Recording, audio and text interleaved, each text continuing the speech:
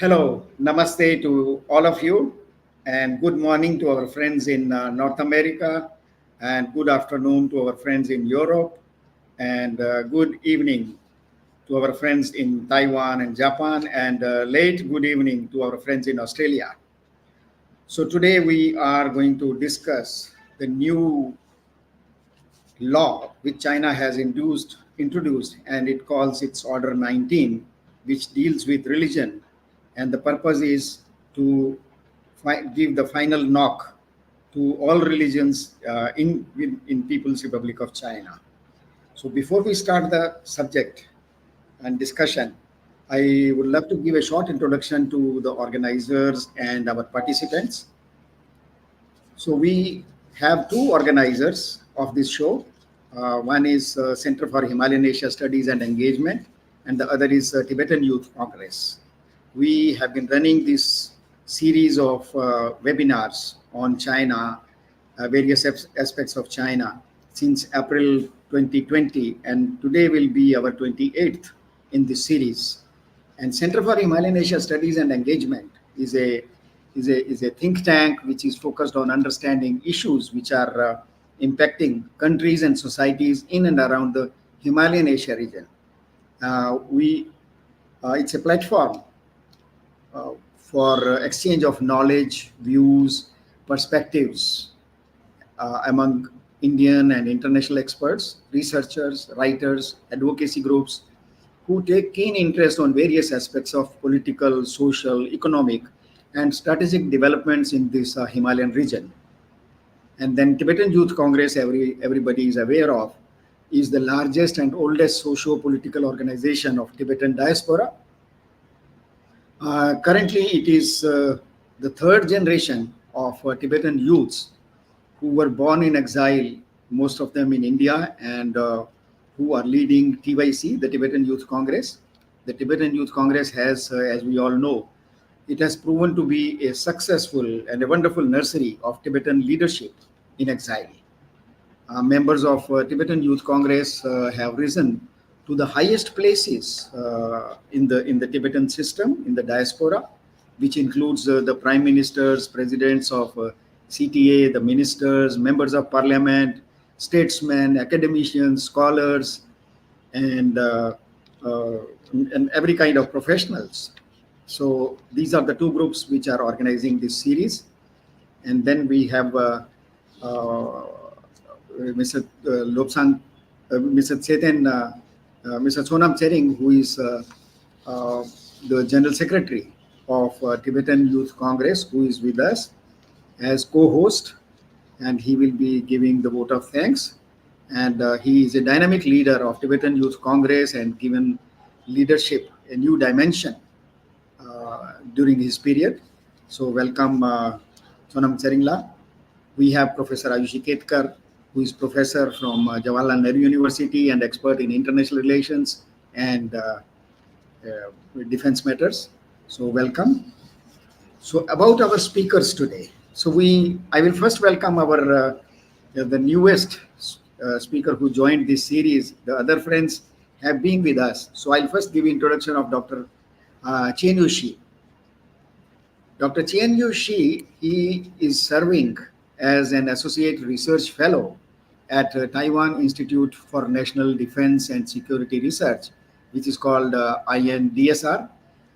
His research is focused on China's frontier policy and ethnic politics, and China's relations with neighboring states, especially in the Central Asia.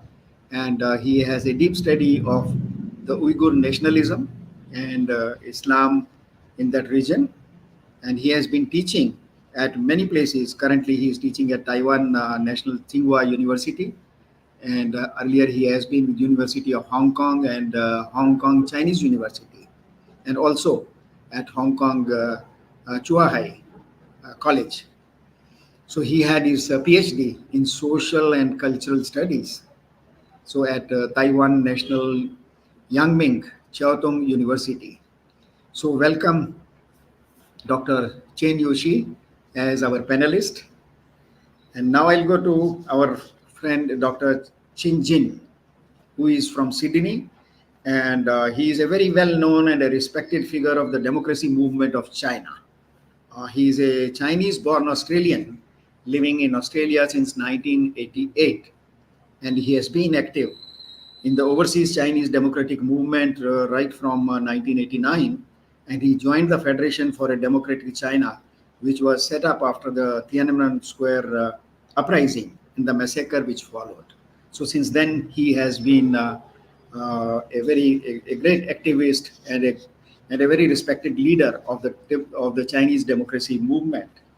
So he was Secretary General of the Joint Working Committee for the Chinese Democratic Movement, which includes three traditional democratic organizations, which namely the Chinese Alliance for Democracy, Federation for a Democratic China, etc. So welcome, Dr. Chinjin. It's a privilege to have you again with us. Thank you very much for joining.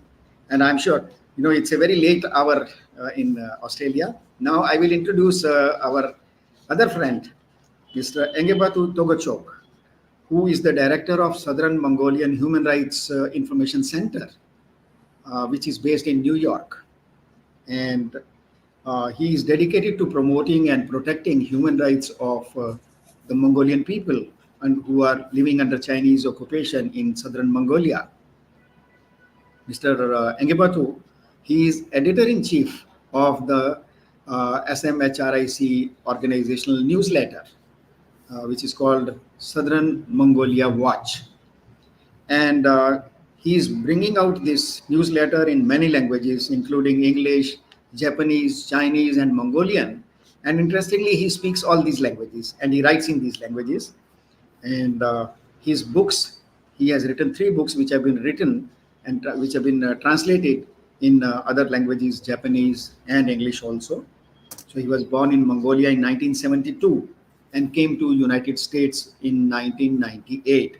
And since then, he has been actively promoting the cause of the freedom of Southern Mongolia and human rights of the people of Southern Mongolia. And we have today our another old friend. We had the privilege of having Dr. Amber Toti Bugda, who is a medical practitioner originally. He's a surgeon, and currently he is fighting for the human rights of the Uyghur people who are living under Chinese occupation. So Dr. Bugda,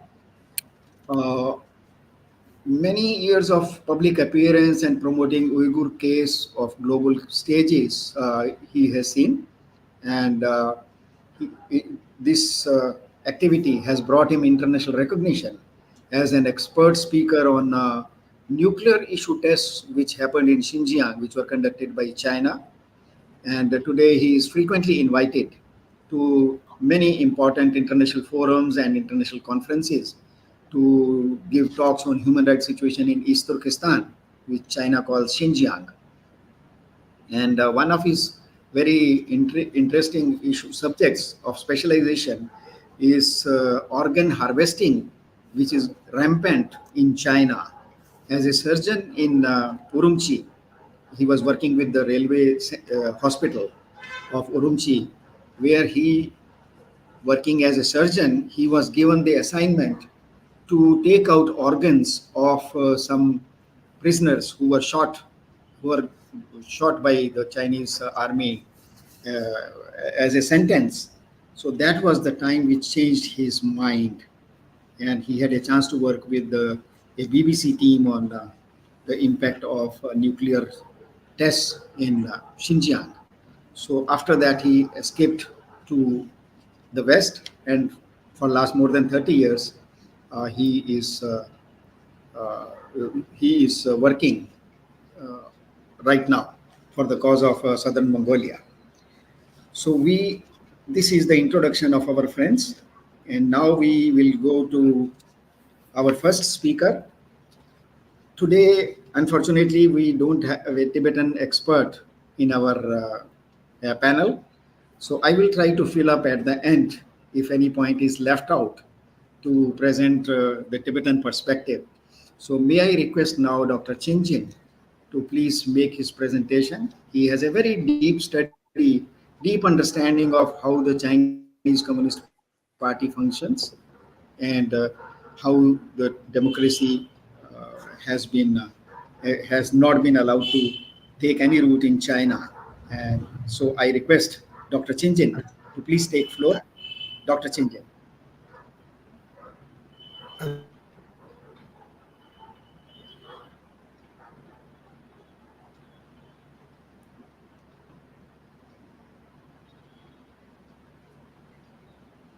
Yes, Dr. Chinjin.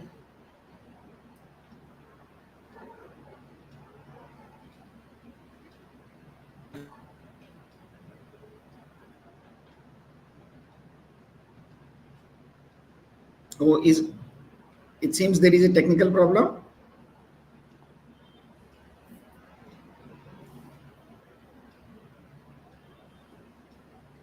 So if this problem is going to last, then may I request our next speaker, Dr.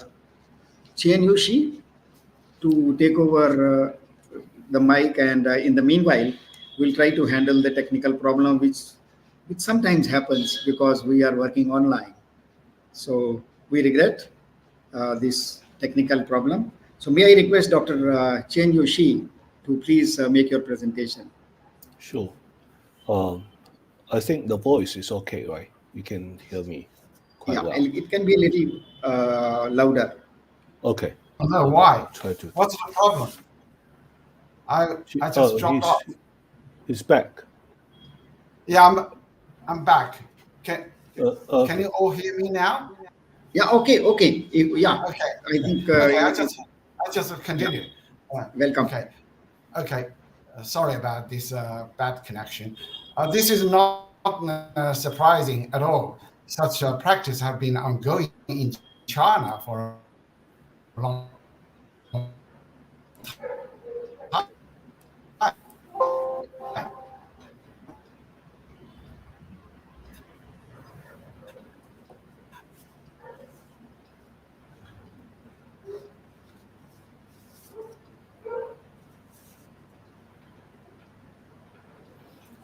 In Tibet and across China, I don't see it this way.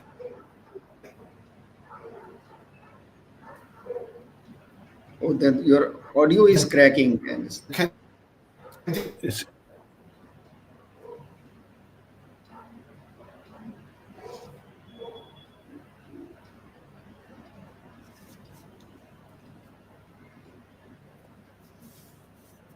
CCP must submit to CCP's leadership.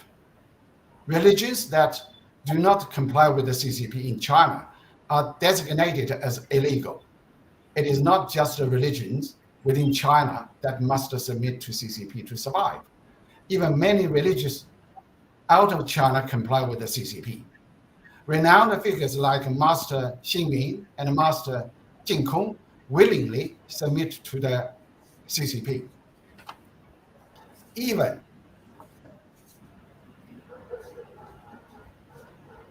Pope Francis, Catholic Church, requests submit to the CCP.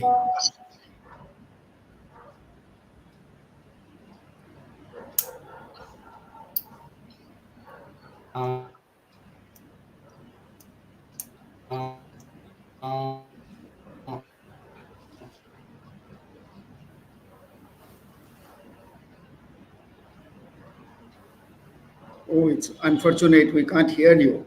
There is a. Yeah, I'm back again. I don't know. What's the problem? Maybe can you take a little time to check it, and then we can go to Dr. Chen Yushi. Let me.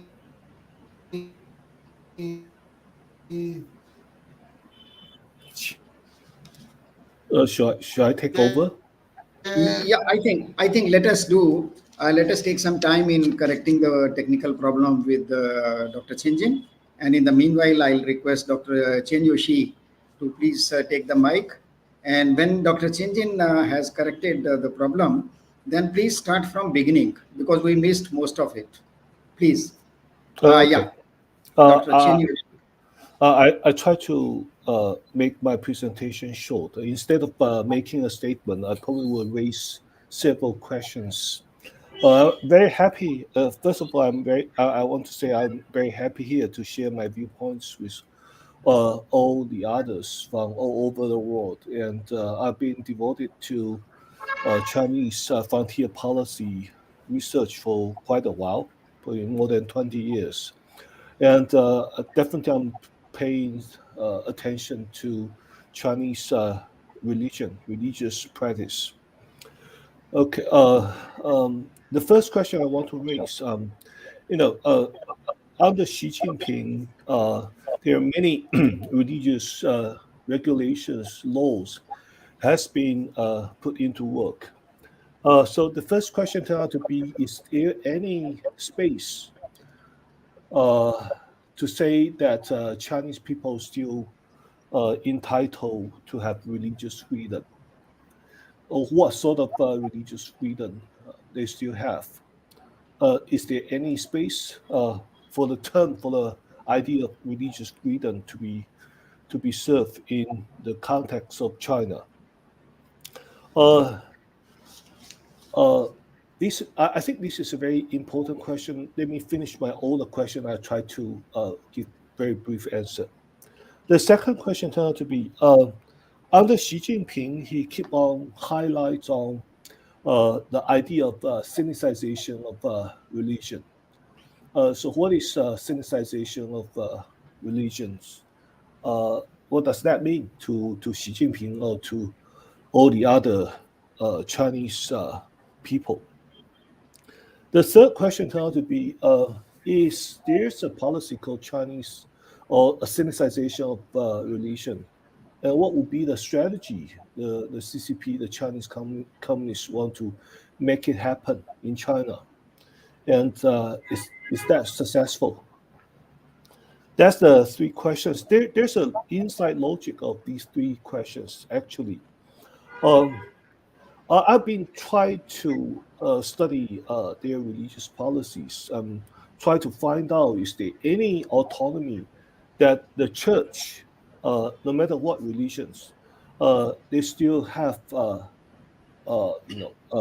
room, a space to manipulate, to worship. Uh, I found out actually there's still two very minimized space for them to practice their religion. First of all, learning from Chinese religious policy since Mao Zedong, although they are very strict, but actually they still have a tiny space for religion to practice, which is uh, they can entitle to provide certain positive social function, such as the church may offer some moral guidance to the believers, to the society members, and probably contributing to build up some kind of social harmonious atmosphere. And that is something which the CCP want to see it happen.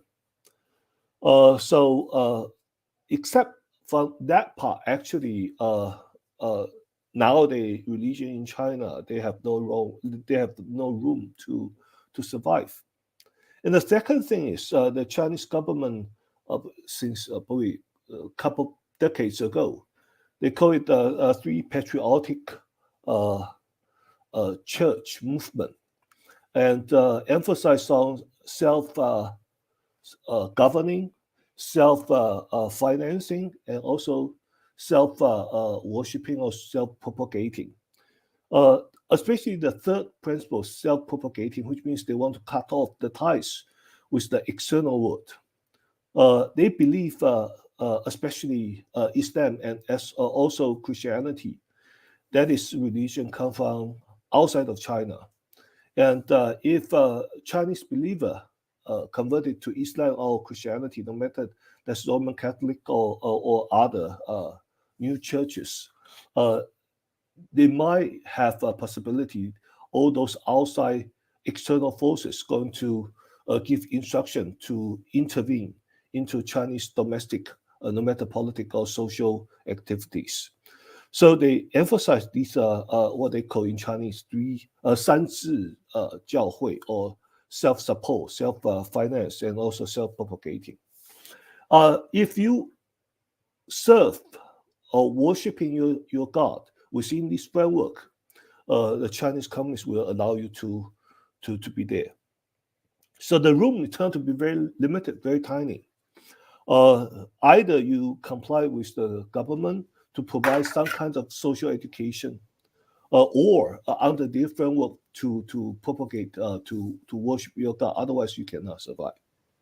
The second thing is, what is syncretization? That's a very interesting thing as well. To make it very simple, I would like to say syncretization, which means communistization, means you follow the rule laid down by the Chinese communists. There's no such a thing called church. The ultimate authority of the church will be the CCP instead of others. So from this regard, it turned out to be very logical. So Chinese government, Chinese authority, they're going to build up their own religious school. They're going to selecting and train their religious preachers or priests or mullah or all the religious people on their own. And secondly, what they want to do is, the ultimate goal is try to kind of develop or cultivate a kind of political loyalty to CCP. And I think, which is very relevant to today's topic, the law laid down by Chinese government try to rule over the religious kind of organization. They keep on arguing, especially in that Article 3, keep on arguing all the religious activity no need to go complying with the CCP rule. So from this regard, you move a step forward. The syncretization, which means we need to build up a new Chinese peoples under this Chinese communist state, or you can call it a Chinese empire, actually. So you need to forget you are Mongols or Tibetan or even Uyghurs, not to mention Taiwanese or Hong Kongers. No matter what church you believe in, no matter what ethnic community you come from, you need to go under the Chinese communist rule. So syncretization of the religion in China today, currently, which means communistization. The third question, what is the strategy to make it happen? This communistization or syncretization. I think, which is obvious from past decades under Xi Jinping's rules. The first thing is try to securitize religion.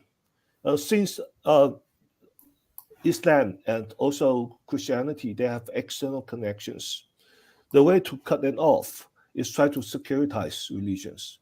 So religion turn out to be security issues. They need to put into priorities and try to make up regulations to regulate, to make the church of believers go with their rules. And so they announce and also pass a lot of religious law. That is what Xi Jinping, he keep on emphasizing, rule by law, rule by religious laws. The second thing is, since they want to combine all the people and fuse them into one Chinese people under one Chinese empire, under Chinese communist rule. So they need to build up their common identity. The way to build up common identity is need to have one common language.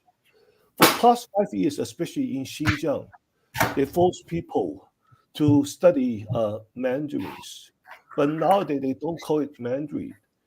They call it 国家通用语言, which means a common language for the whole Chinese people, the Chinese state.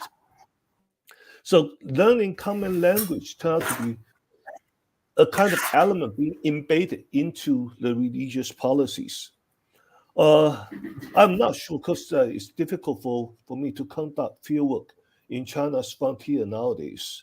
I'm not sure whether they still use Arabic script and teaching children and Muslims to priest to worship their god, or they have using the translation version of uh, the book, the Bible. So this is turned to be very, very, very ridiculous at these moments.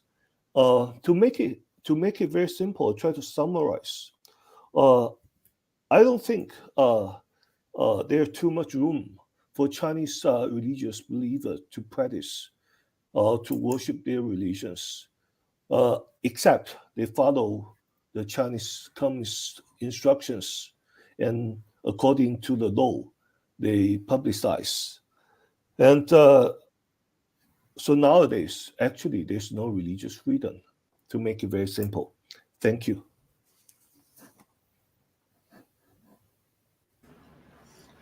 Thank you very much, Dr. Chen Yushi, for putting light on those three issues which you have raised, which are focused on the thinking of President Xi Jinping, and especially making us understand how today's Xi Jinping is very different from Mao Zedong, who used to think in the same way, but his way of implementation was not that harsh.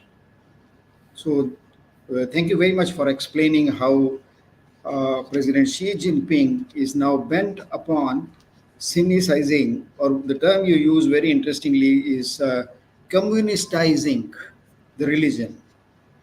And this is the state of affairs in China, which people have to understand. Those people who want to understand China from the this perspective, that how China is policing even the religious and spiritual thoughts of individuals. So thank you very much for giving us this understanding. And now may I request our friend Dr. Anwar Toti Gupta to please make your presentation. Dr. Anwar Toti Gupta. Thank you very much. First of all, thank you for this opportunity.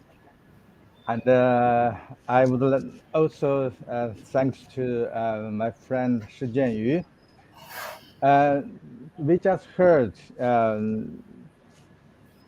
Professor Shi Jianyu has given us academic side of interpretation of Chinese religion's policy and the effect on the society.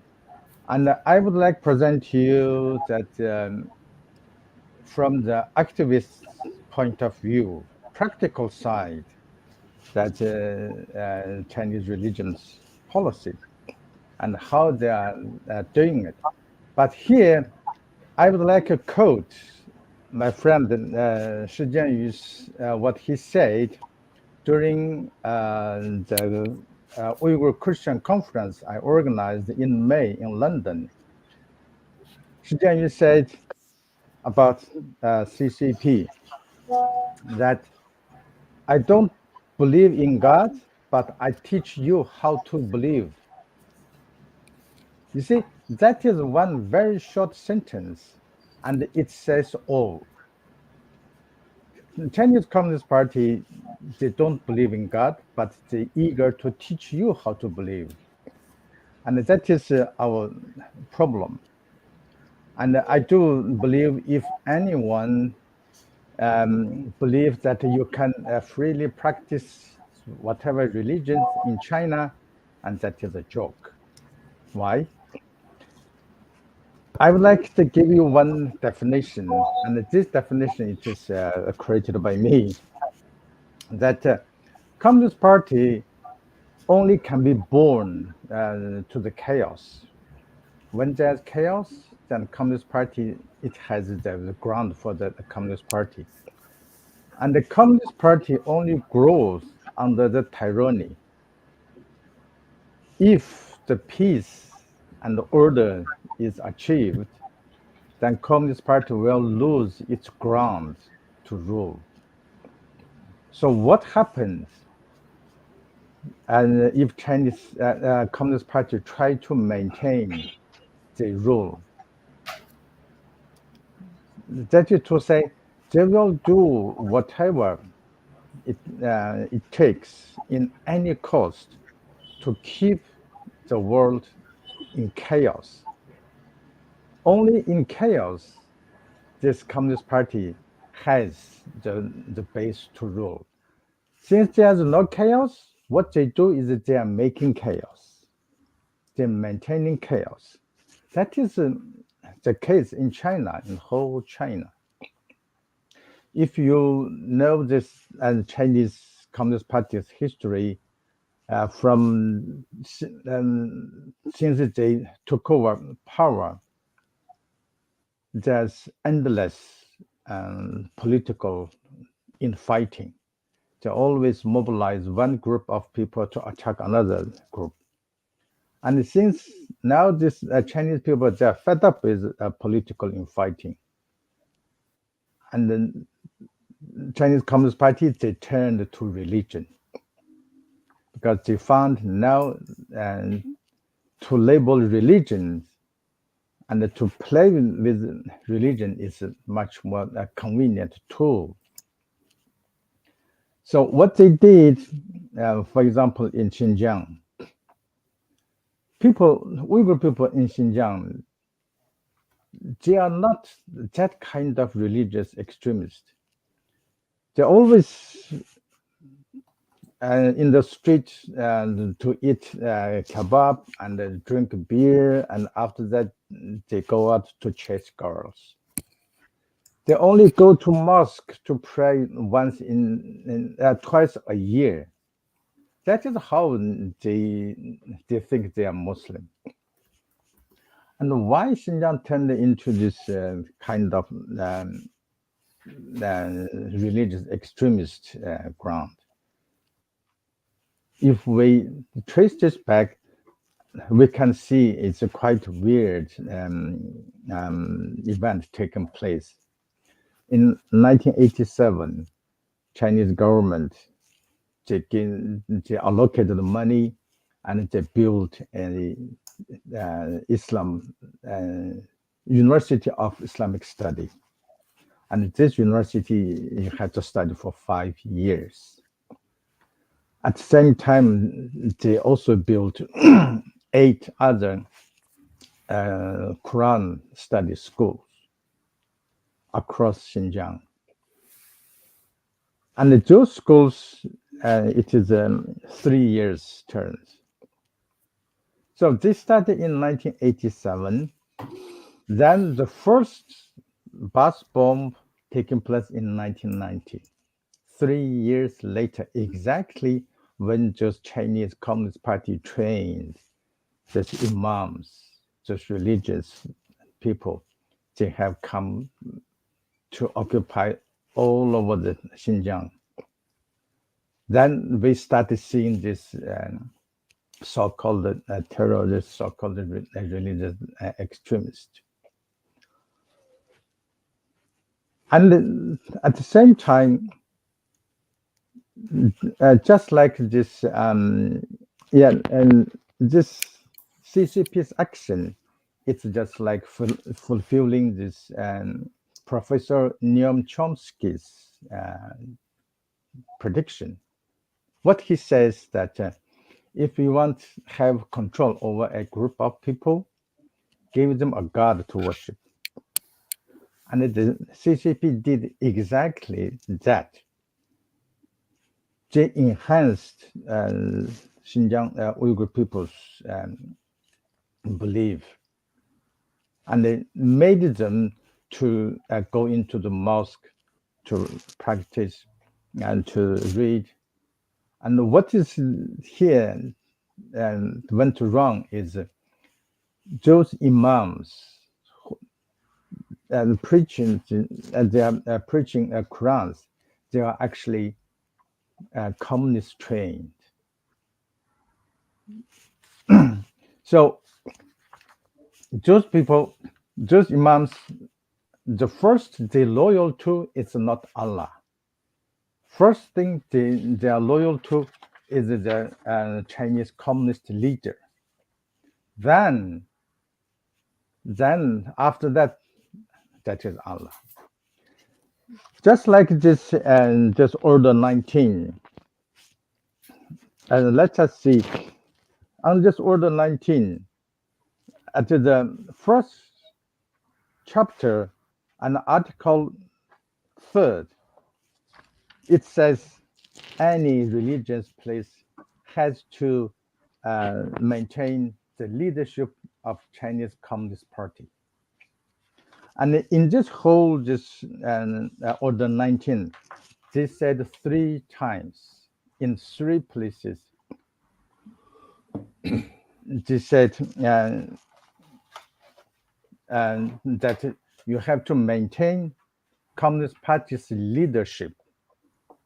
So that is, they put this Communist Party before whoever you are believing in, before Jesus Christ, before Allah,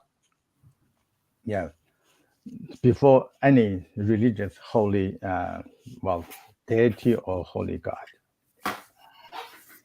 Then at the same time, you think they don't believe in God? They do. They do believe in God in their own way. Just happened recently in Hangzhou, that Asian Game.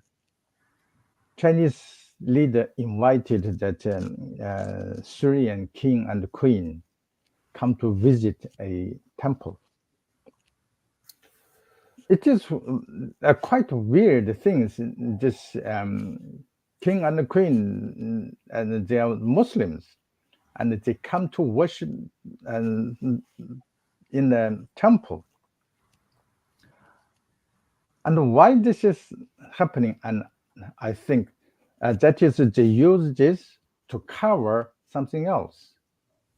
That Xi Jinping himself is there, and he want to cover his own willingness to worship to the God, to protect his kingdom. See, from here we can see the leadership of CCP, they are in kind of dilemma. In the open field, they tell you what to do, but on the ground, they themselves, they believe such things more than anybody else. And at the same time, we can also see this, they are attacking Uyghur people and labeling them as Muslim terrorists, making whole world believe they are attacking Islam or this extremism. But in China, there are other Muslims, Chinese Muslims and Tungan, for example. They don't have that kind of troubles like we do. And then they're using this kind of order to regulate this religious practice is also to eliminate any kind of figure from this people's mind other than a communist leader. You can see across China, they are full of Chinese sculpture of Mao everywhere. But they destroyed that sculpture of Buddha. So they are not that better. They are not any better than Taliban. What Taliban did in Afghanistan. because Chinese CCP they even blow up even bigger one, larger one in China. So we, as just activists, we try to spread this what is happening in China. We should understand that anything can be a tool for the CCP, and only to advance their own political agenda. There's nothing else. And thank you very much. Oh, thank you, Dr. Anwar Bugda, for explaining those fine points, how China is implementing what it called religion, and which is the religion is real, is communism. And the example you have given is very interesting, that President Xi Jinping took the Syrian king and queen to a temple during their visit to China. And they are Muslims, and still they were taken to a temple. And your explanation to show that Xi Jinping is a very weak person. In his heart, he has religious, or he uses religion to handle his fears.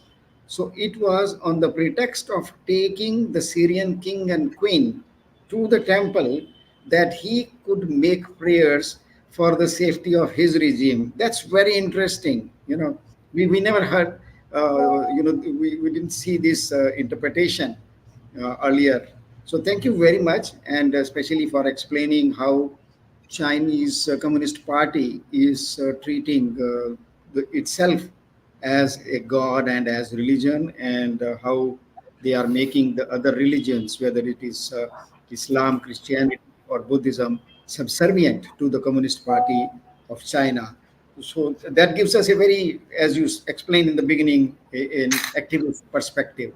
So which gives us a very clear view of how it is being implemented on the road, on the street. So now we have Dr. Chinjin. His connection seems to be back in shape. And so sad we missed your earlier part, what you were speaking. So may I request you to please start from beginning. Dr. Chinjin, please. Thank you. Thank you so much, Vijay.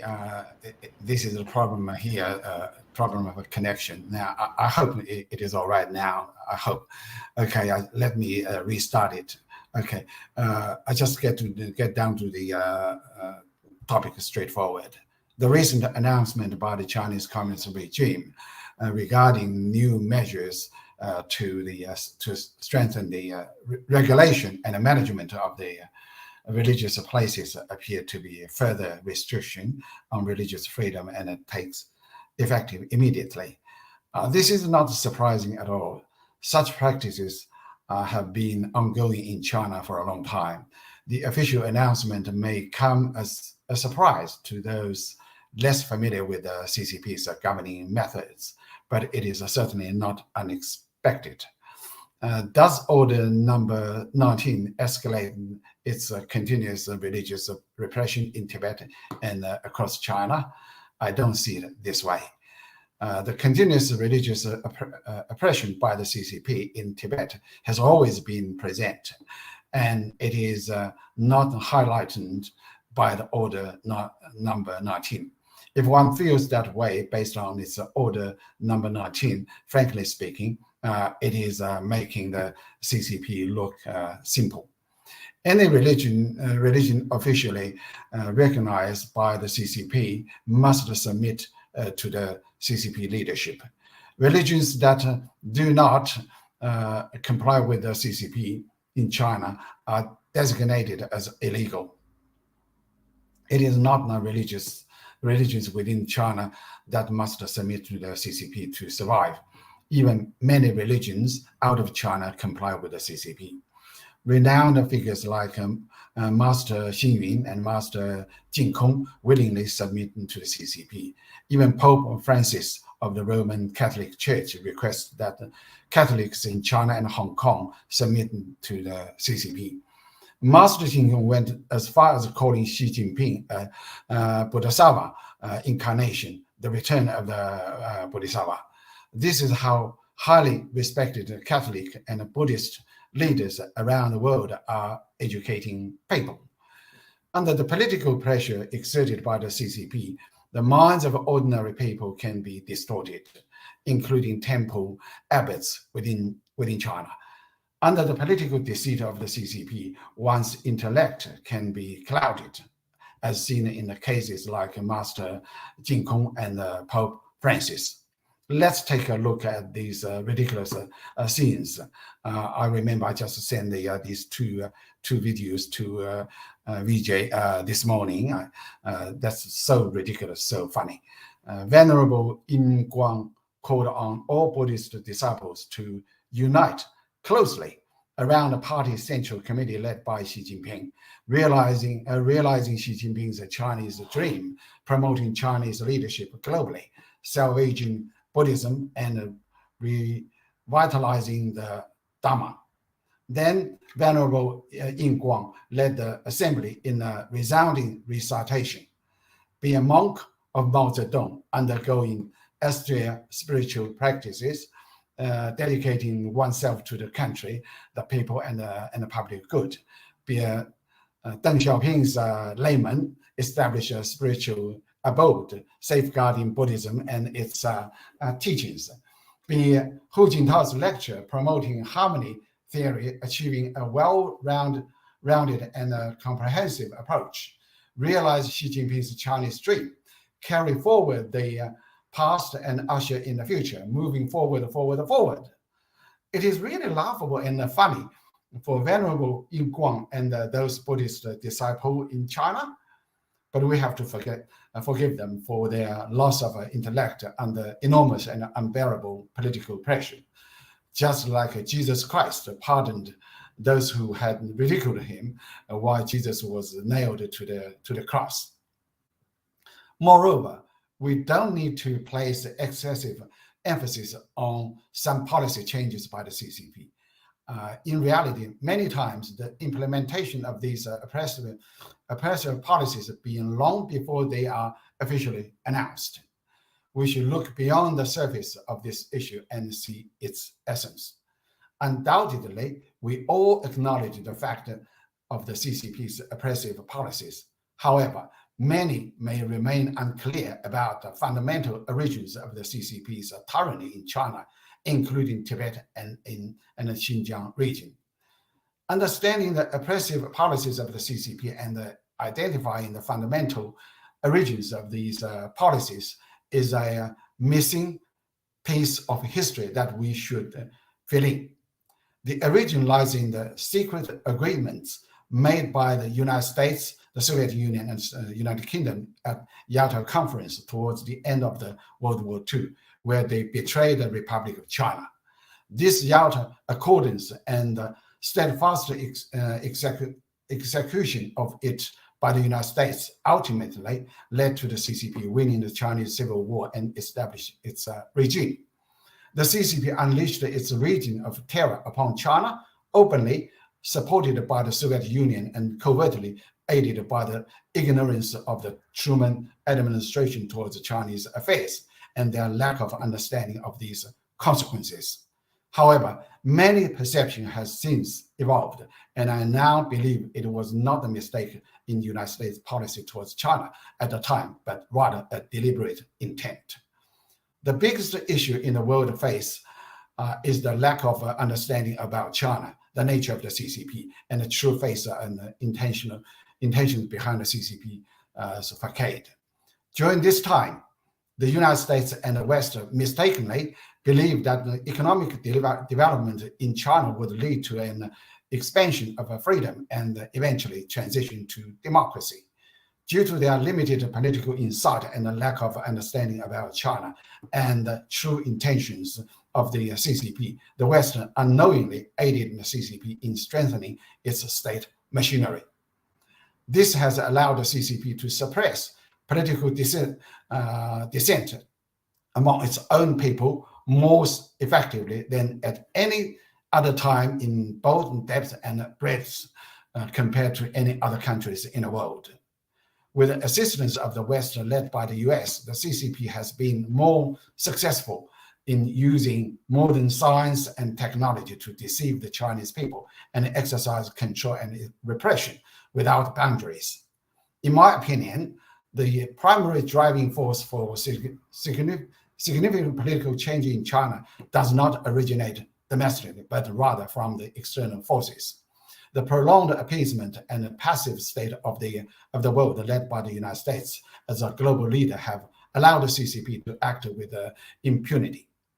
The transformation of China's political landscape depends on global awakening, American awakening, and more directly on the changes in US-China relations and the emergence of an insightful political leader with a clear understanding of the true nature of the CCP and its issues. We must be clear about the extreme weakness of the CCP. Our struggle against the CCP is a battle between humanity and the beast, a battle between ordinary people and Satan. In this game, we have no chance of winning. The only one who can defeat the CCP is the US. But the US helped the CCP to gain dominion, and the CCP has grown into a monstrous entity. There is no other force in the world apart from the United States that can overcome this monstrous entity. The US, unaware of timely restraining the growth of the CCP, ending up being devoured by the CCP themselves. Regarding to the CCP, calls for human rights improvement must have no effect. The internal chaos with the CCP is intensifying, and it is possible that the similar internal upheaval to that of the 1976 may occur, fundamentally altering the political situation in China. We should pay attention to this possibility. Recently, a song emerged from China that went viral and quickly gained global popularity. In this song, there is a line that goes, "In the land of demons, everything is always upside down." Isn't China ruled by the CCP exactly the same, where everything is upside down? One could also argue that this world too is upside down. A few months ago, I attended two conferences, one in Seoul, one in Dharamsala. The conference in Seoul was specifically related to the Manchukuo restoration movement. It was held in the main hall of the South Korean Parliament Library, indicating its endorsement from both the government and the public in South Korea. There is a common saying in China, "No profit, no early getting up." The Koreans foresee the end of this era of the CCP and are planning for the future.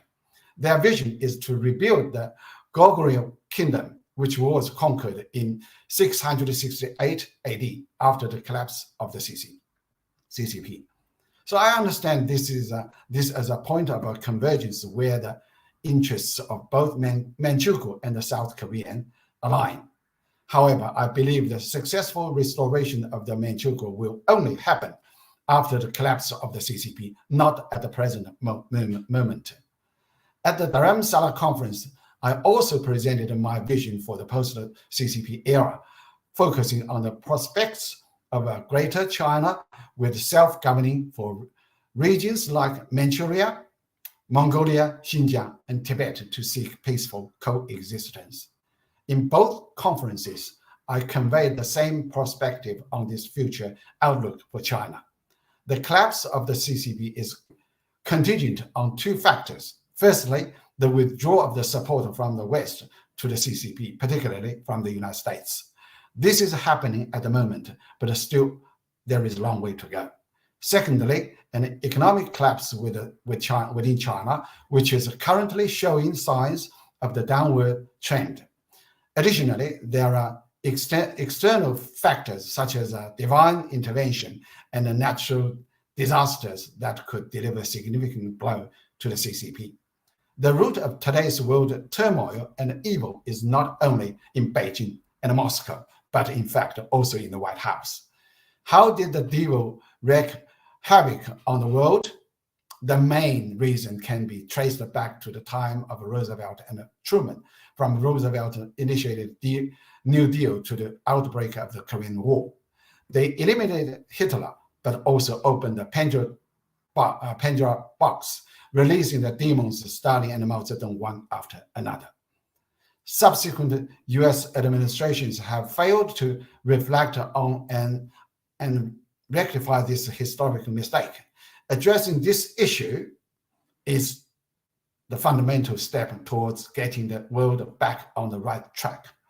So my conclusion is, only when various forces and factors converged to bring about the fall of the CCP will the restrictions and the oppression on the religious freedom in Tibet and other regions come to an end and disappear. Thank you. Oh, thank you, Dr. Chinjin. In your typical your style, only Dr. Chinjin can say it in this style because of your deep understanding of the lack of democracy in the Chinese system. And as you put very, very clearly, because of, if I can use the term foolishness to sum up every adjective you used for the Western bloc under the leadership of USA, that China became a devil, and in devil's land everything is upside down.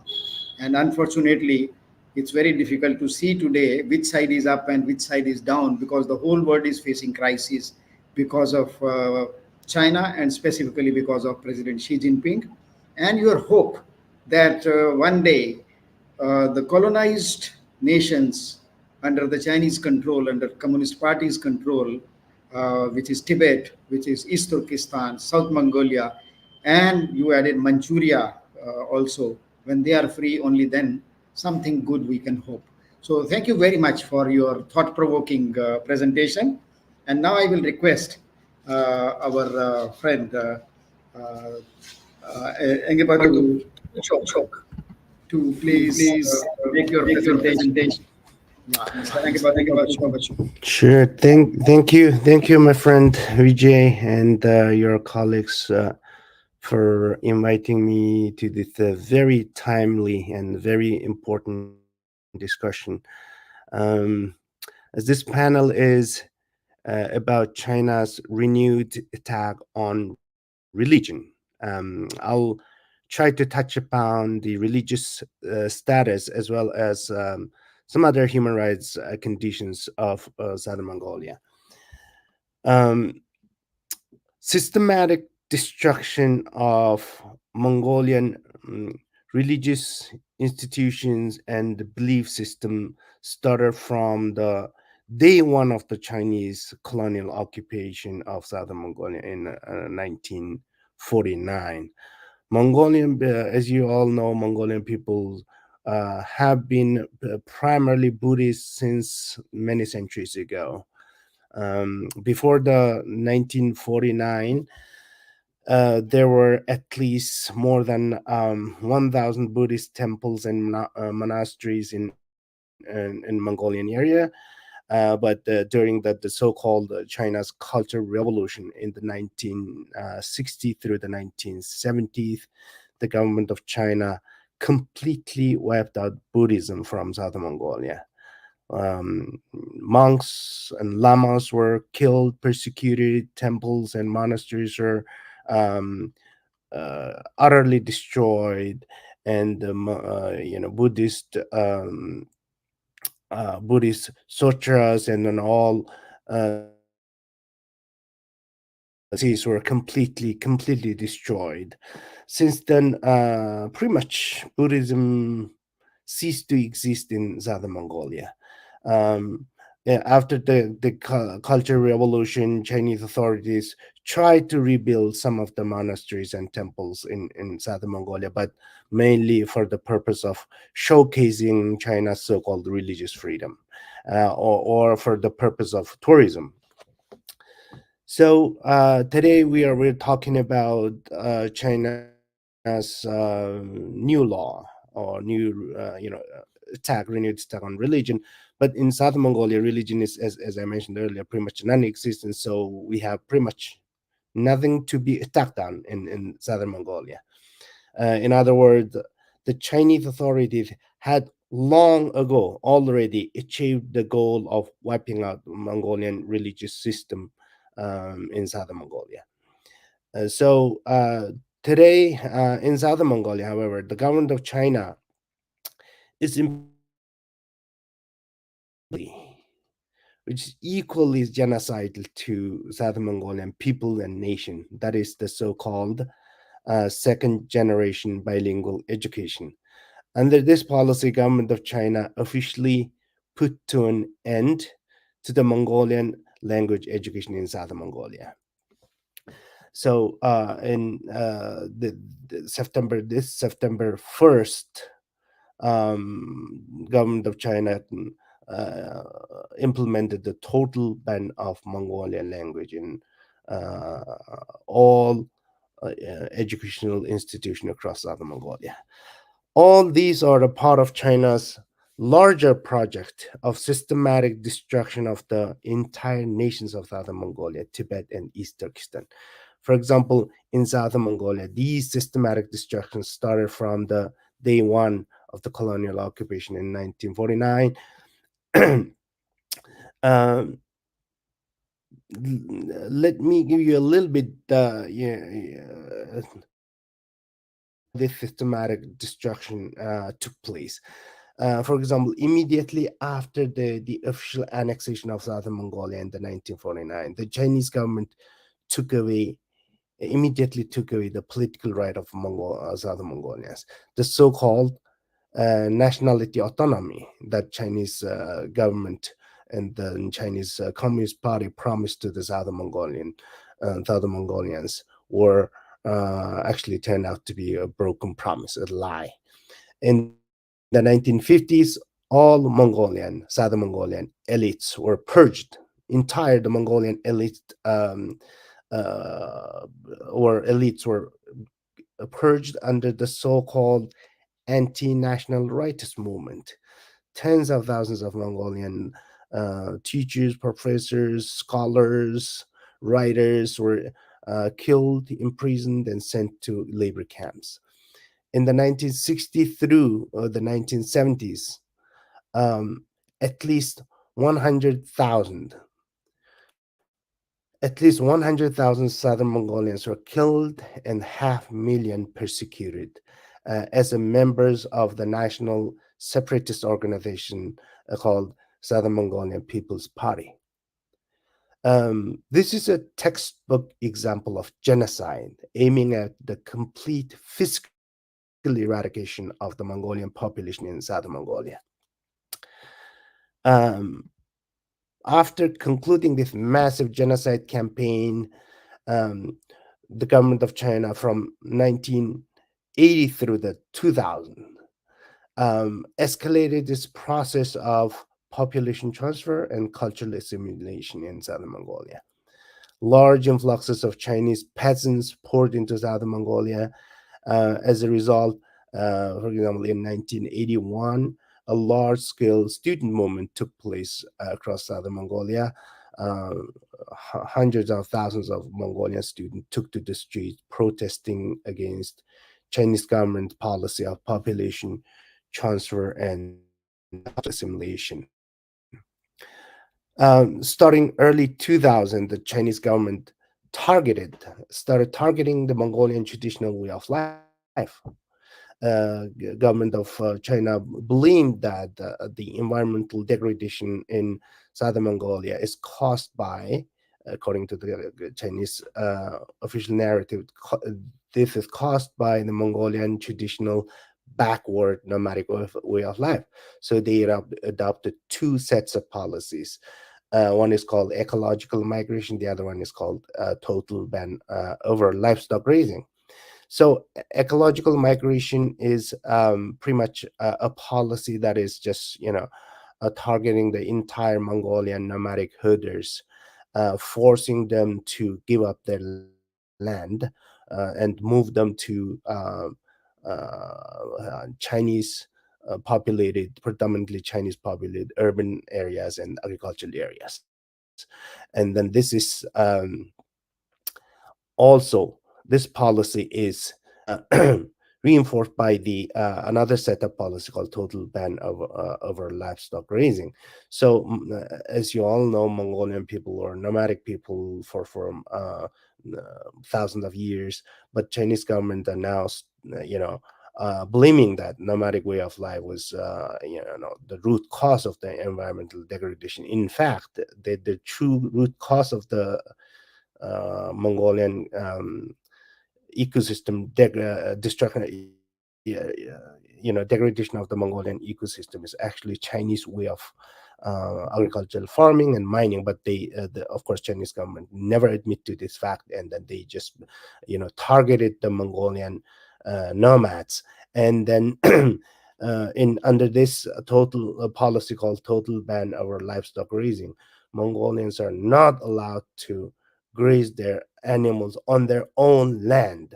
Their Mongolian herders are treated as criminals.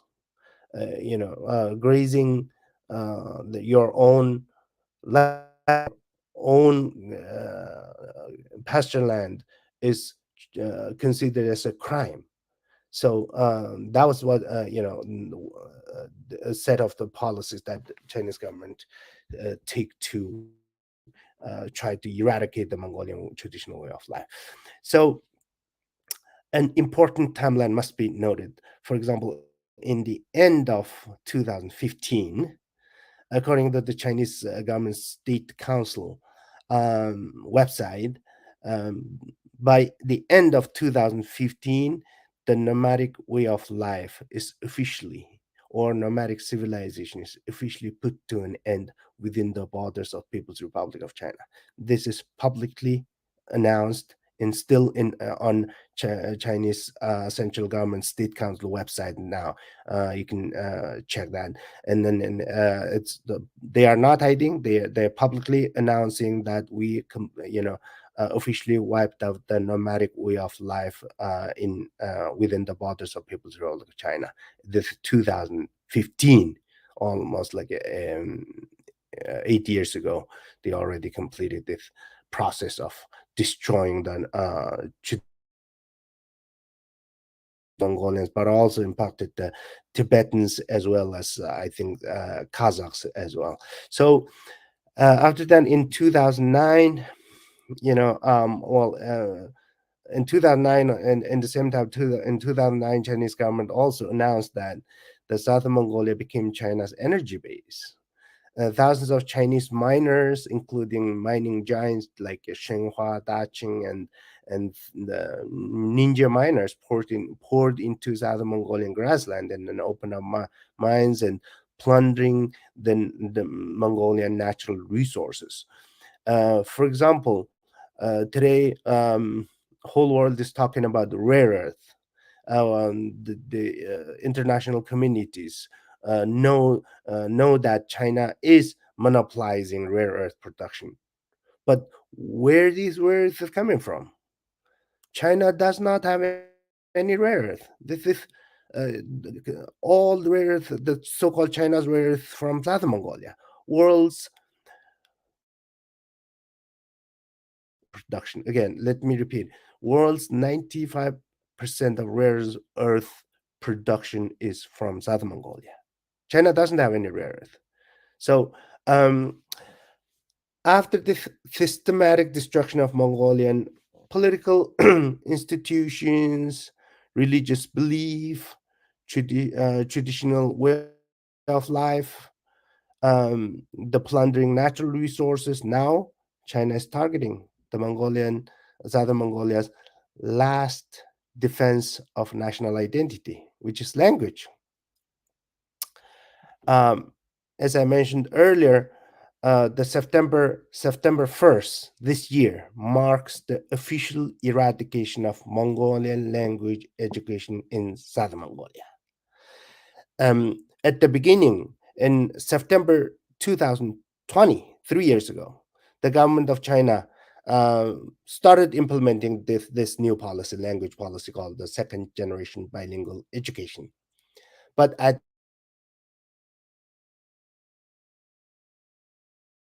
time, switching the medium of instruction from Mongolian to Chinese for only 3 subjects in Mongolian schools. But as expected, that turned out to be lie. And now all subjects in all schools across entire southern Mongolia, the Mongolian language is officially banned starting this September 1st. The Mongolians then all subjects are taught in Chinese, and Mongolian language is not even taught as a foreign language in many cases. And then some schools are considering to teach Mongolian language as a foreign language, possibly once a week, but that's still not decided yet. So this is nothing but another form of genocide, cultural genocide. um, I think I can wrap it out here, and then if there's any question, I will talk more about what's exactly how this policy is being implemented. Thank you very much, Mr. Engibatu Taguchok. The way you have explained uh, how China has practically already wiped out religion, and there is nothing left to be wiped out after the new law which we are discussing today. That's a very sad situation.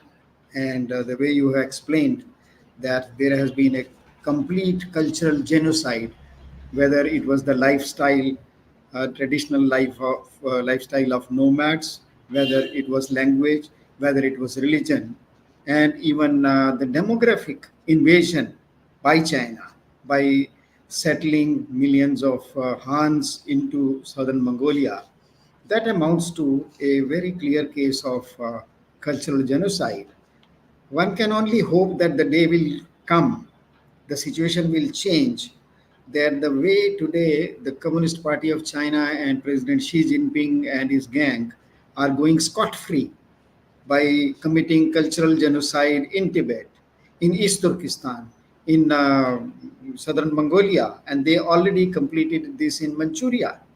So the world will take notice of it and will treat it at least as seriously as the world treated Hitler. So let us hope. And now I think it's my duty, because we unfortunately have no Tibetan speaker today. We tried to contact quite a few, but maybe they were busy in other things. So I would try to give a short introduction or a short Tibetan perspective to today's subject, the Order 19, which China is using as the last attack on religion in within China, especially in the occupied colonies like Tibet, East Turkestan, South Mongolia, and Manchuria. So I'll give you the Tibetan perspective, which will explain why there is need or why there is need of this Order 19. I would trace that this is actually a process or I would say something which is going on the assembly line right from day China occupied Tibet in 1951. In the period 1951 to 1959, China was giving assurances to the Tibetan people that it was through the 17-point agreement, which was written and designed by the Chinese themselves. Tibetans were only forced to put their thumb impression on it, and even that agreement offered all promises of cultural freedom, respect for religion, respect for culture, respect for language. But unfortunately, in this period, they went back on these promises, and that's why we had 1959 the uprising of Tibetan people, and Dalai Lama had to run away from there to save his life and came to India, my country, and since then he is living there. The next period on religion was, I would say, total destruction, and that was the Mao's mindset from 1959 to 1989. Uh, Mao Zedong and the subsequent Chinese leadership sincerely believed, they believed it religiously, that a Tibetan minus religion, minus his faith in Buddha, minus a Tibetan's faith in Dalai Lama, will make a very good patriotic Chinese citizen. That was the faith. And that's why China destroyed the Tibetan, every symbol of Tibetan culture, Tibetan religion. Even in cultural revolution days, we have read all details from the victims and even from the Chinese themselves, how they destroyed the Tibetan temples, monasteries, burnt their literature, even practice like uh, rotating the money, or what money, the beads. Even it was banned. Even making tea in Tibetan style in the bamboo jar was treated as unpatriotic, and people had to suffer for it. So that was the period when 1959 to 1989, China destroyed every symbol of Tibetan culture, hoping that this will make convert the Tibetans into patriotic Chinese, but it failed.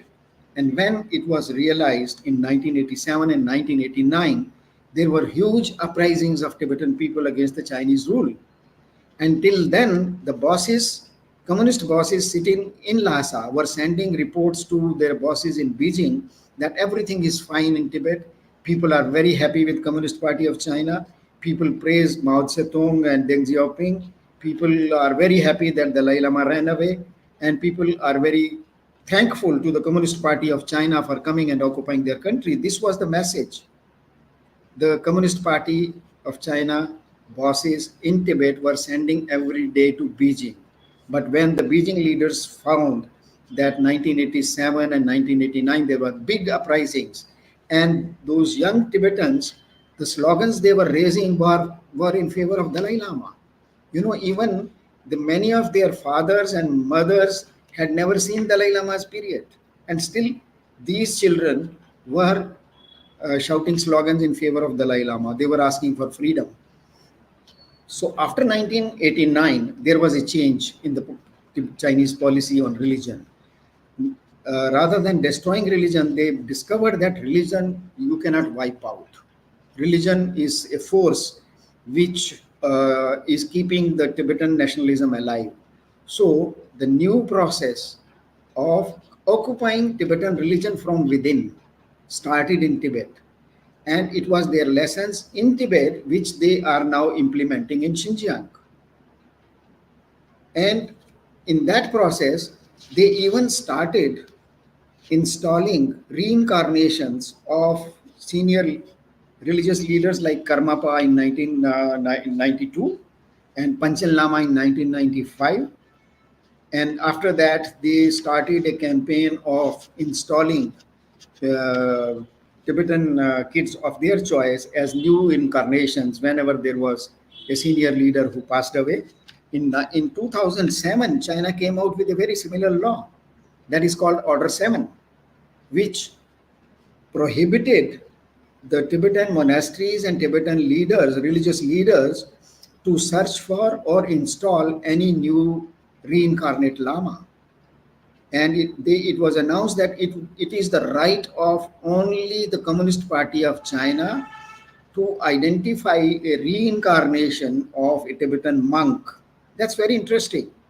A party who doesn't believe in religion is in charge of finding reincarnations. And people like me have been asking the Chinese leaders, in case you really have faith in the reincarnation system, why are you trying to find a new Panchen Lama or Karmapa, or planning to have the next reincarnation of Dalai Lama? Why don't you find reincarnation of Chairman Mao, of Chairman Deng Xiaoping, who were great sons of China? But their basic purpose was to occupy Tibetan religion from within. So this system has been going on till the great leader Xi Jinping came to the scene in 2012, and he changed the system completely. So now what he has started, he has taken this handling religion to a new level, to wiping it out completely. and he's doing it in a very, very systematic way, like what West did in countries like Canada, in America, in so many countries in Latin America. They either killed the local residents, and their children were taken by the church to residential schools. And in these residential schools, there they were taught how to not follow their own religion, how to not follow their own language, how to uh, become subordinate of the new culture of colonialism. Exactly same thing Xi Jinping has started in China, in especially in the colonies and in Tibet today. So today the result is that, like in Xinjiang, you have millions of Uyghur Muslims who are living in concentration camps, where the China claims that they are being given occupational training. And my friends have been always wondering that how come a child of 4 year age or 5 year age, or a mother, a grandmother of 90 years age, why the hell they need occupational training? So it is to destroy the culture there. So same process is right now going in Tibet. Millions of Tibetan children have been taken away to the Communist Party run residential schools, where they are completely barred from even speaking their language, visiting their families, and even during their visit, how to deal with their parents, how to treat them, how to wish them, and how not to use Tibetan language. This is being done with the hope that by the time this generation comes out of these residential schools, they will look Tibetans, but from their inside, they will be totally Communist Party robots. So this is a very unfortunate situation. In very short, I wanted to present the Tibetan perspective on how China is dealing with religion in Tibet, and how President Xi Jinping has taken this destruction and cultural genocide to a new level. And as we are talking here today, we have today experience of practically all those victims of colonialism of China who have presented their experience. Let us hope the whole world will listen to it. And as uh, our friend Chinjin right now hoped that the West will wake up, and the monster they created in China, the West will find a solution to it. Let us hope it. And now, may I request our friend, uh, Professor Ayushi Ketkar, if she's there, to take out some questions for our experts. Here is Professor Ayushi Ketkar. So the field is yours. Thank you, sir. Yes, very interesting discussion, but also extremely critical and controversial, because here you are dealing with a very potent combination of religion and ideology. Because, as rightly said, each one of them has caused so much of damage and so much of bloodshed. And I think today's topic is an amalgam of both. So, for the speakers, let me begin with our first speaker, Chenyu Sheila. You are talking about securitization of religion. I would like your views on, do you think this is securitization of religion or religionization of security? Because, nowadays you seem to be having you're bringing religion even into security aspects, which actually should be a very objective area of study. I personally belong to the National Security Department at JNU, and sometimes it's very scary to see very serious religious components brought into security dynamics or the security dialogue. I think that can be it's a very scary scenario. And I think all of you grappling with China will understand the danger of it better than I do here at India, because by far, being a democratic country, we at least have the freedom of speech. I think you lack even that. So I would like your views on this. What do you think is more appropriate in China, whether it's securitization of religion or religionization of security? My question to Dr. Enver, sir, you were talking about demonizing a particular religion.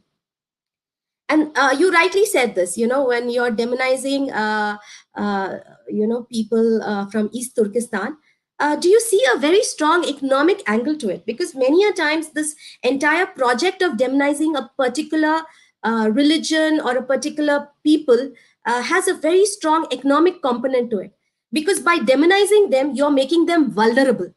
Like, for instance, I'm asking this in the context of organ harvesting.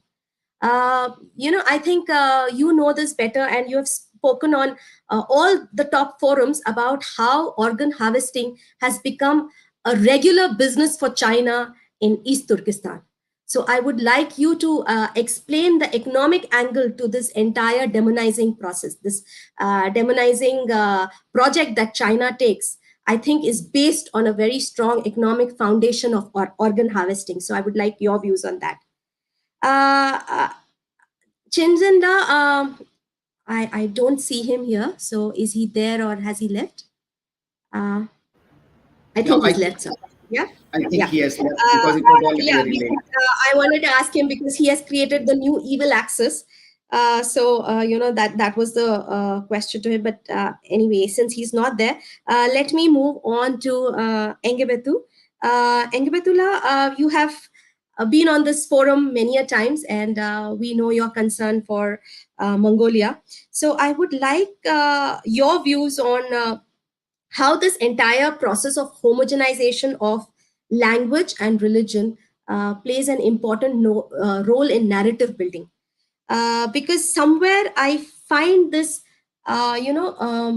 what do you say, in Mongolia, it's like the victors erasing the vanquished, the entire cultural history of the vanquished. So somewhere, the loss of Mongolia, or ever since China has taken over Mongolia, this has been done very systematically, and now it is being done blatantly. It's almost in your face. So it's again this old concept of how the victors kind of completely annihilated the culture of the vanquished, and that is the new form of linguistic or cultural colonialism that is happening. So I would want your views on that. And Vijay sir, being the senior most and somebody with vast experience, I really want you to, give us a more, I don't know where you see it from your wisdom, from a point of wisdom, not just knowledge, but from the point of wisdom. Where do you see this marriage of religion and ideology heading? Because I see this as a huge disaster, because each of them is so potent and so dangerous. And today, both of them, an amalgam of both of them, that is an extremely lethal and an extremely fatal combination. How do you think the civilized world can tackle this? What are your solutions to it? So thank you so much. Yeah, let us start with Professor Chen Yushi. You were asked the first question. Okay. And then we have Dr. Bukti. Yes, make it very simple. For me, definitely, this securitization of religions is nothing to do with religiousization of security, because Chinese communists, they don't know religions. They don't really have a face. Um, I don't even. I wonder how religion, what religion means to them. But securitization of religion, which is very practical to them. Actually, no matter what terms, what conception they use, no matter the standardization or communistization, whatever, but the ultimate goal is try to stabilize their power authorities in China. To them, CCP, that's the most important thing to keep it there. I mean, religions can be can be sacrificed. Religion has no importance to them. Religion can use as an instructor, as an instruments for them to manipulate people's mind, but not the other way around. So securitization of religion, that's for sure, is not religialization of securities, unless you use that religiosization as a metaphor, which means it's not really a face and not the religions. They try to build up, no matter it's Mao Zedong or Deng Xiaoping or even Xi Jinping as an idol for people to worship, or to build up CCP as the ultimate authority. to people. Otherwise, religiosization is I mean doesn't mean anything to them. Thank you. Thank you. Right. Yes. Is it my turn? Yes, Dr. Anwar. Thank you. Well, yes.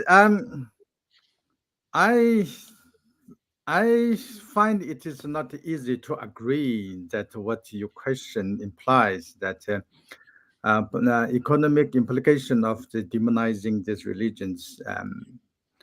Um, I would say this is two different issue in China. This is two totally different issue because we lived in China for a long time, and we are observing what is going on in China, so we can see whatever they do is not for the they don't have developing to advancing economy in their mind. No, only when they secured, they cemented this the power, then just Chinese head officials, they want to make money, then they allow people to do some business. That's one thing. It's a very good example. You see, this China and the Korean War. During Korean War, United States threatened to drop nuclear bomb. So that has forced Chinese to sign this treaty to stop the war. Then they determined to develop a nuclear bomb. And at that time, China was sanctioned by the whole world for starting the Korean War. And the Chinese economy actually collapsed, already collapsed. So they relocated just only left sources, resources for the Chinese people to survive. They relocated that to the nuclear project. And at the same time, you can see the report that there's 3 years natural disaster, so-called, and it kills 50 million people. I don't think there was a 3-year natural disaster. I think this like leap forward campaign and this nuclear industry, because nuclear industry is a money burning industry. So they relocated this all resources and they developed this nuclear weapon. This nuclear weapon has totally collapsed Chinese economy, but they cemented Chinese power, the Chinese communist power. And to maintaining their control, to cementing their power is the first priority. After that, then comes this entrepreneur to come to make money.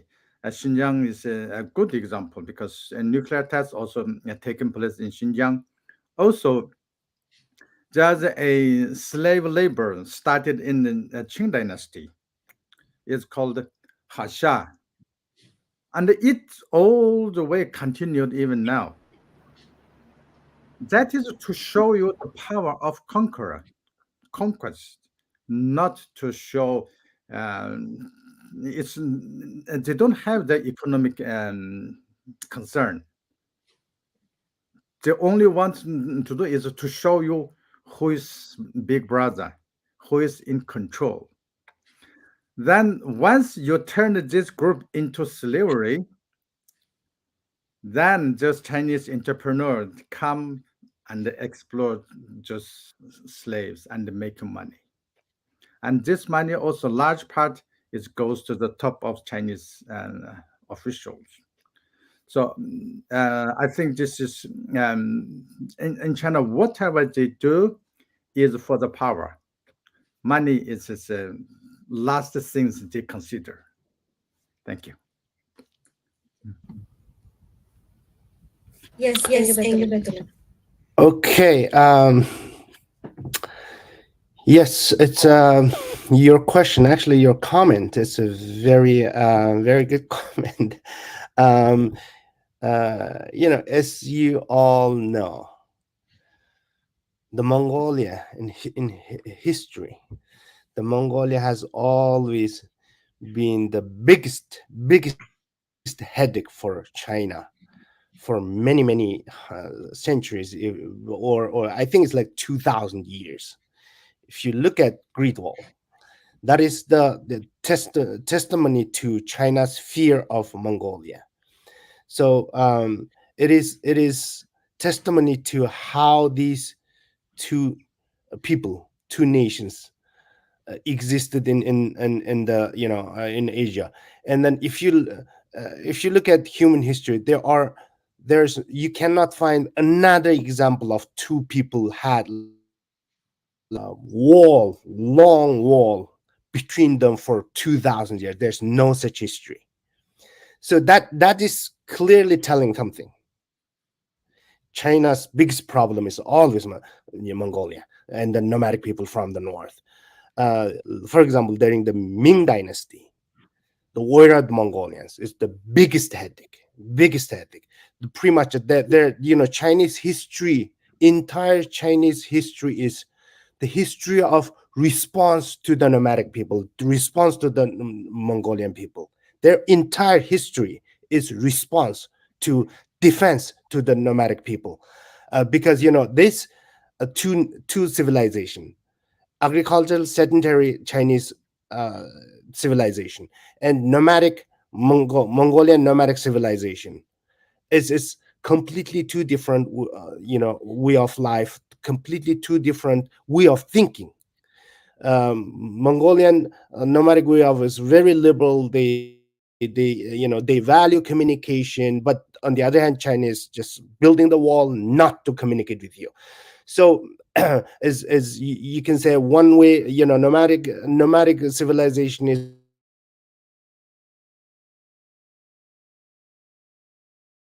all this, but the China is on the other hand very closed, very close-minded civilization, unfortunately. And then of course, but this changed during the end of the Manchu Qing Empire, when Chinese people uh, gained their independence out of Manchu Qing Empire.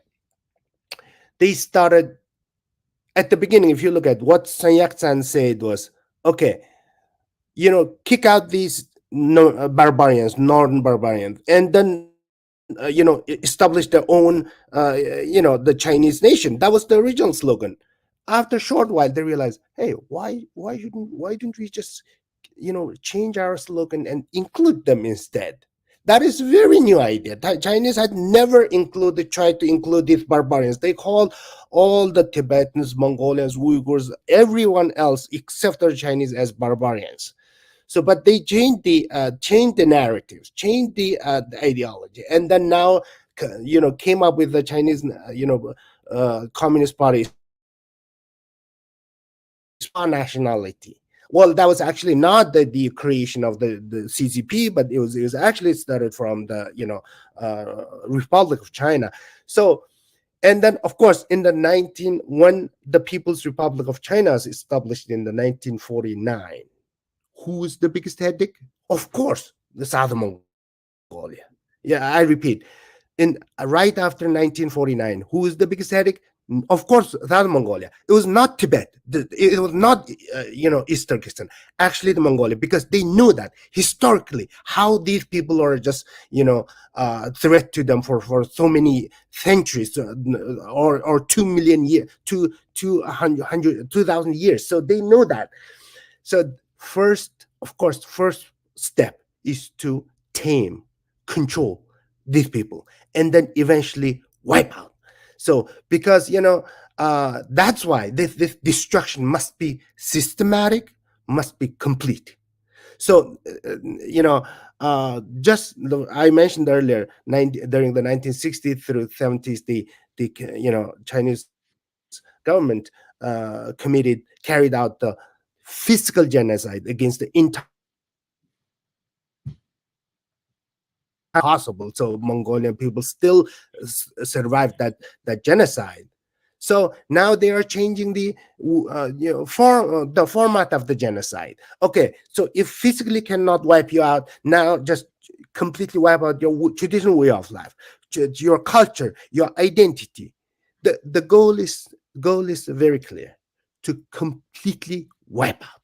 Like no matter physically or culturally, linguistically, religiously, just want you to disappear. That's the goal. So this is exactly implemented. That's why Chinese central government has designed three separate method in campaign in these three occupied nations. In East Turkestan right now, they are trying to physically wipe out. Put them in concentration camp. This just like what happened in during the 1960s and 70s in South Mongolia. And then in Tibet, they want to destroy the unique religion, unique culture in South Mongolia. Now again, the second wave of genocide, which is cultural genocide. The goal is the goal of all these genocide, different forms of genocide, Chinese society, so that the Chinese government and Chinese regime does not need to worry about any so-called ethnic problem. Thank you. Yeah, for me to now answer your very difficult question, and I'll try to make it very simple answer. I am not a very wise person. I have very limited experience and limited levels of wisdom. So I would prefer to borrow the wisdom from two big persons, great persons, Mahatma Gandhi and Dalai Lama, whom I studied and found the answer to your difficult question. I found a very simple answer. Uh, you are talking of relation between religion and politics.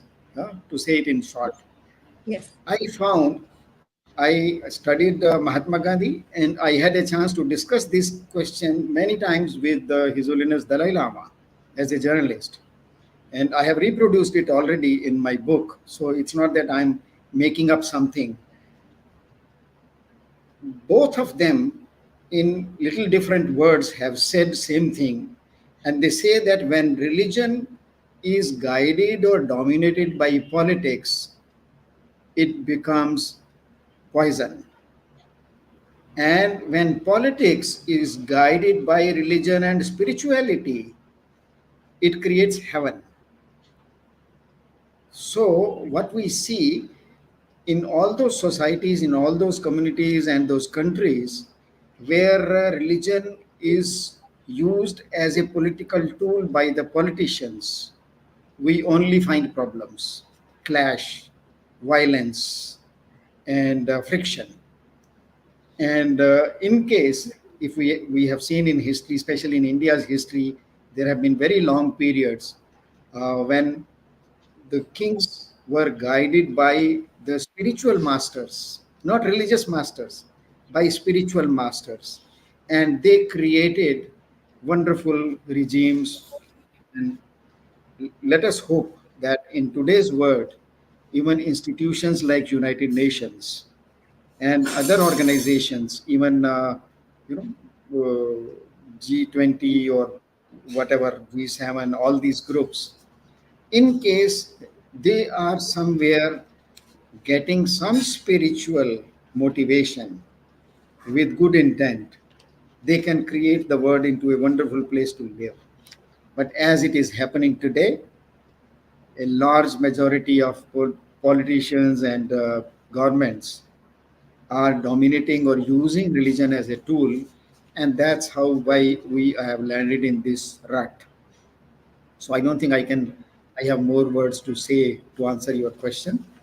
I hope I could do some justice to it. Thank you, sir. So, right, I think this is time we have gone beyond. If yeah, more than 14 minutes we have gone beyond. We normally wind up this discussion in 1.5 hours. But today we had really very enlightened speakers who had their own exclusive and very detailed understanding of the subject from their learning and their experience, which made this discussion very useful. So now I will request our friend Sonam Tsering, who is the General Secretary of Tibetan Youth Congress, a very prominent leader and very respected leader of in the among the Tibetan diaspora, who is the co-organizer of this webinar series, to please give your opinion and vote of thanks.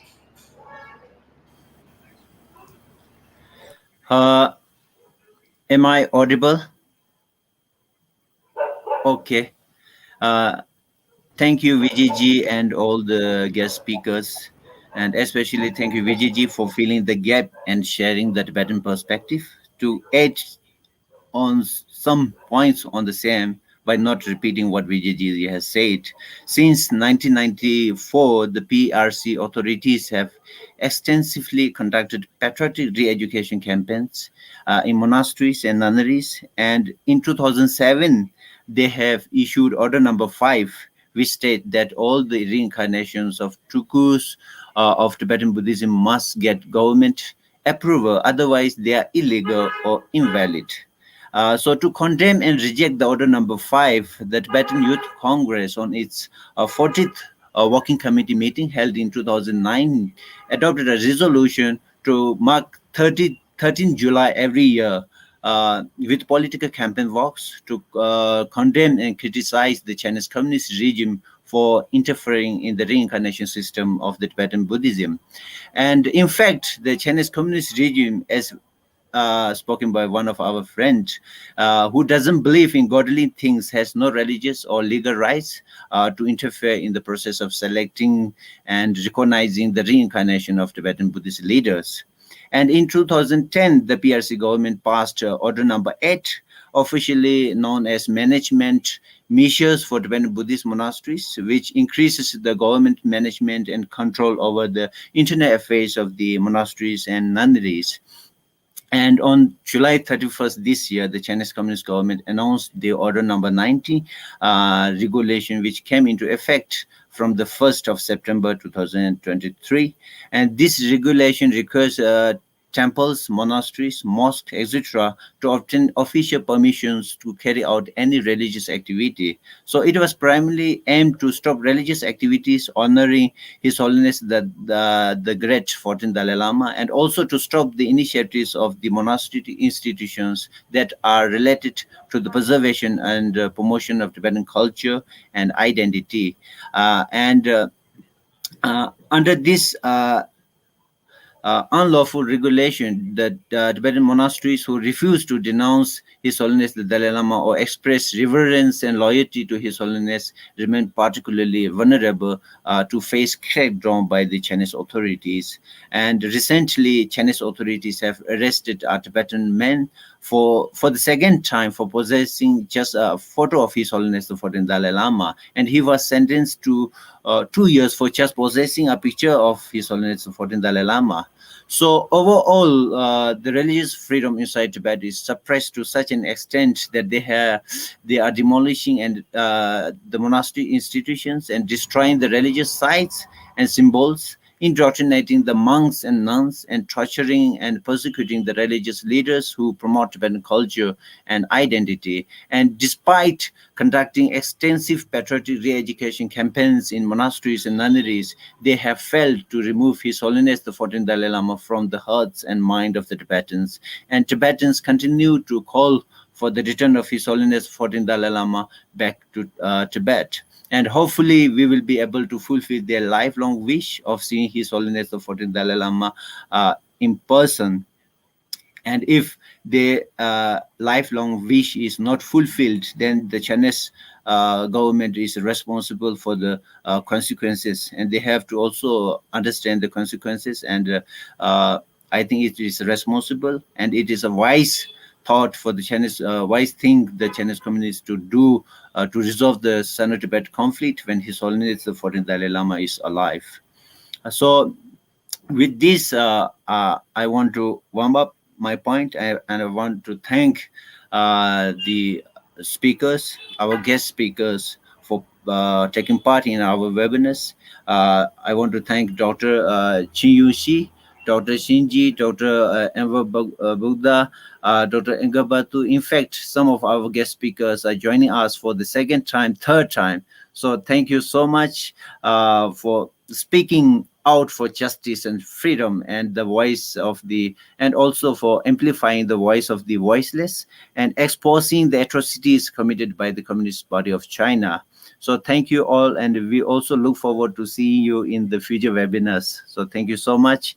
And I also want to thank Vijayji, a strong supporter of Tibetan independence, a good friend of Tibet cause, and a good friend, very good friend of TYC. So thank you for being a co-host and for always being there in advocating for the cause of Tibet. Thank you, Vijayji.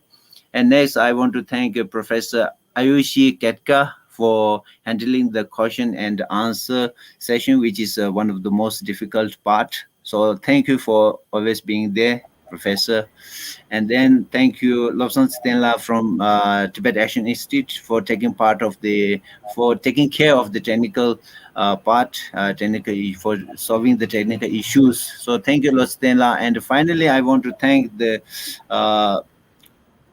live audiences, who are taking interest in coming to our live webinar, and feel free to share and subscribe to our YouTube channel for the future webinars. So thank you all. Thank you so much. So thank you, everybody, and let us hope we'll meet again very soon. And yeah, after we conclude, just wait for a moment.